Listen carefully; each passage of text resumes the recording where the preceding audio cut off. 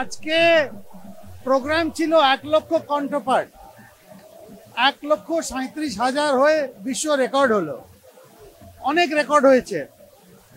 এই ব্রিগেড, ঐতিহাসিক ব্রিগেড, রাজনীতিক অনেক সভা দেখেছে, ধর্মে সনাতনে কোনোদিন দেখেনি, কোনোদিন আরতি হয়নি যেটা আজকে হয়েছে।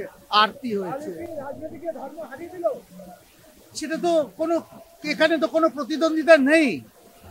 আমাদের যে বিশ্বাস, সব মানুষের বিশ্বাস আছে, সনাতন সবাইকে এক ছাতায়, এক গাছের তলায় নিয়ে আসে।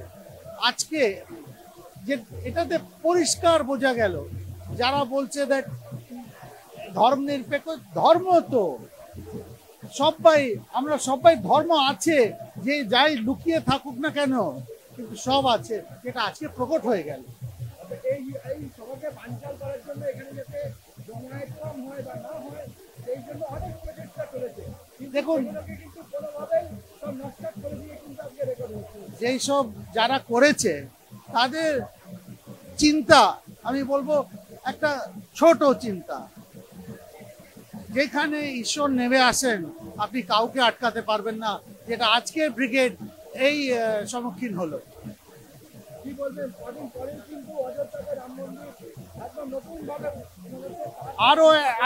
আরো একটা ইতিহাস হবে 22শে জানুয়ারি, যখন মাননীয় প্রধানমন্ত্রী পুজো দেবেন আর প্রাণ প্রতিষ্ঠা হবে রাম মন্দিরে।